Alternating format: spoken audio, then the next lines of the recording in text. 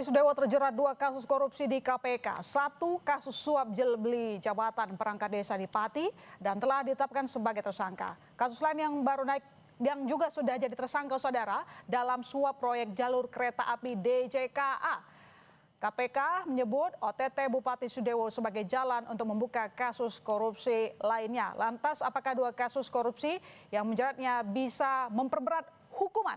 Kita bahas bersama Guru Besar Fakultas Hukum Unsud Profesor Hipnu Nugroho. Selamat petang, Prof.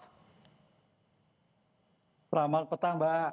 Ya, 1 orang 2 kasus, Prof. 1 jual beli jabatan, 1 keterlibatan di proyek jalur kereta api. Jadi sejauh mana nanti KPK bisa mengusut keterlibatan Sudewo dalam kasus dugaan suap proyek jalur kereta api? Ya, ini suatu yang menarik, Mbak. Jadi kalau kasus OTT itu suatu yang firm, karena bukti-bukti akurat, perencanaan pengungkapan perkara sudah berbulan-bulan. Jadi sudah ibarat orang Jawa sudah diinjeng kan itulah. Oleh karena itu dalam hal 2 perkara ini akan kita lihat apakah dibarengkan dengan konkursus atau berdiri sendiri.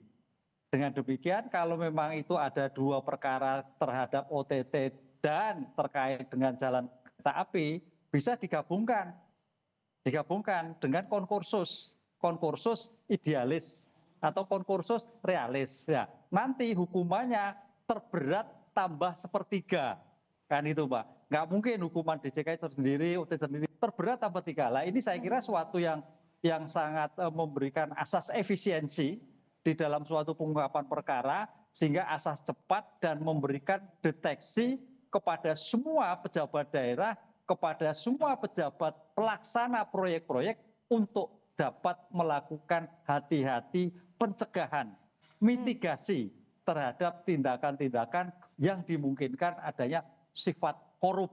Itu, Mbak. Ini tampak bukan hal yang biasa, Prof. Selain memang dia kena OTT dalam jual beli jabatan, tapi satu sisi untuk korupsi DJKA saat itu kan dia masih dalam posisi anggota DPR dan sekarang ditetapkan bersamaan status tersangkanya.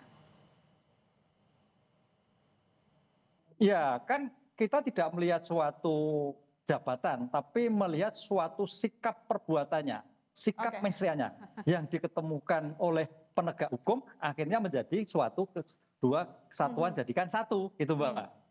Ini yang akan dijadikan suatu seperti halnya kasus-kasus yang lain. Jadi sebagai bentuk asas efisiensi dalam pengungkapan perkara ini saya kira efektif dilakukan suatu berbarengan suatu tindak pidana. Dengan demikian asas cepat, pembuktian akurat dan cepat untuk memberikan suatu pencegahan terhadap tindakan-tindakan lainnya. Oke, Prof, kalau kita ke kasus jual beli jabatan, tadi kan Prof juga mendengar bahwa Sudewo mengatakan saya dikorbankan, merasa tidak tahu menahu. Sementara di keterangan KPK justru dia memberikan angka jual beli lalu kemudian dinaikkan oleh 2 tersangka yang lain. Ya, gini, Mbak, namanya dalam suatu pemeriksaan, keterangan tersangka itu hanya untuk dirinya sendiri. Tidak ada tersangka mengakui. Kan itu. Dalam istilah hukumnya adalah asas non-incrimination. Non-incrimination. Itu asas yang menyatakan bahwa keterangan seorang terdakwa hanya untuk dirinya sendiri.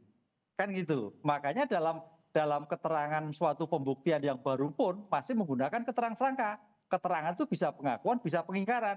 Nah, dalam kasus Pak Sudewo itu adalah pengingkaran, itu sah-sah saja. Nanti akan dibuktikan, ini loh kasus pemerasannya, ini loh kasus kaitan pemberiannya, ini loh kasus dan permufakatannya. Karena itu paling tidak ada permufakatan, Mbak. Ini yang menjadi catatan, Mbak Isa. Karena sejak dibubarkannya Komisi Aparatur ASN Negara. Jadi ketika Komisi Pengawas ASN Negara, tampaknya kepala daerah yang punya kebijakan itu kaitannya mutasi sakar PDW. Padahal kalau dulu ada ASN itu syaratnya itu jelas sekali. Syarat, kelamaan, kemudian jabatannya, kriteria jelas sekali. Sehingga ketika Komisi Pengawas itu menyatakan oke, baru jalan. Lah, sekarang Komisi Aparatur Negara dihapuskan.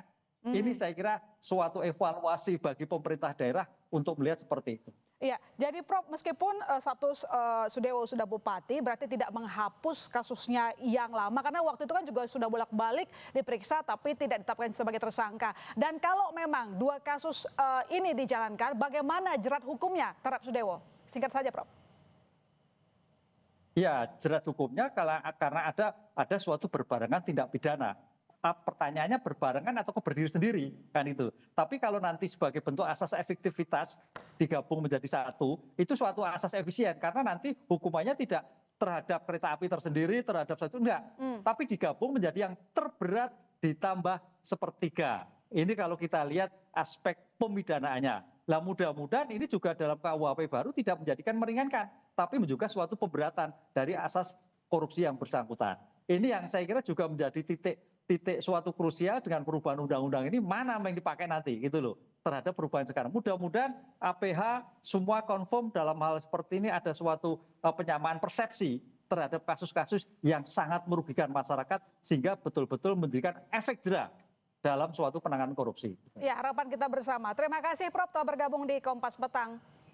Selamat petang. Saudara